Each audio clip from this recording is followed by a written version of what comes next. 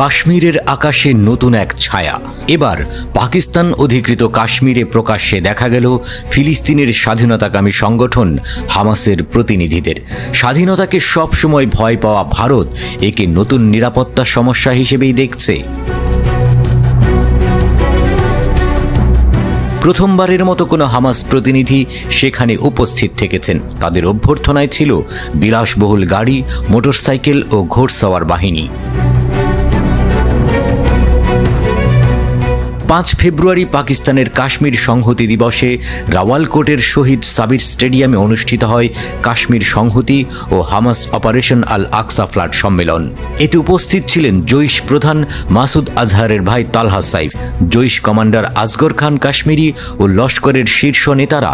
এবার সেই মঞ্চে দেখা গেল হামাসের প্রতিনিধি ডক্টর খালিদ আল কাদুমিকে, যিনি এই সংগঠনের ইরান প্রতিনিধি। বিশেষজ্ঞদের মতে হামাসের এই উপস্থিতি শুধু একবারের ঘটনা নয়, বরং দক্ষিণ এশিয়ায় প্রভাব বিস্তারের পরিকল্পনার অংশ। হামাস 1967 সালে প্রতিষ্ঠিত হয় মিশরের মুসলিম ব্রাদারহুডের ফিলিস্তিনি শাখা হিসেবে এবং ইসরায়েলের বিরুদ্ধে সশস্ত্র সংগ্রামের মাধ্যমে ফিলিস্তিনের সম্পূর্ণ মুক্তি ও একটি স্বাধীন রাষ্ট্র প্রতিষ্ঠা এর মূল লক্ষ্য।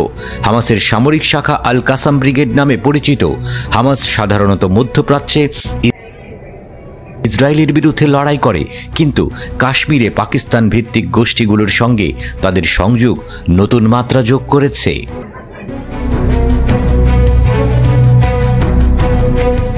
বিশ্লেষকদের মতে ইরান ও পাকিস্তানের মধ্যকার সুসম্পর্ক এবং হামাসের ক্রমবর্ধমান আন্তর্জাতিক প্রভাব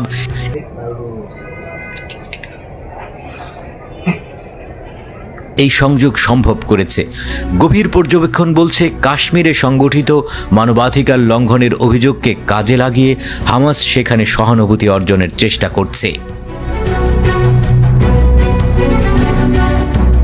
ভারতের প্রতিরক্ষা বিশ্লেষকরা একে অত্যন্ত গুরুত্বপূর্ণ ইঙ্গিত হিসেবে দেখছেন।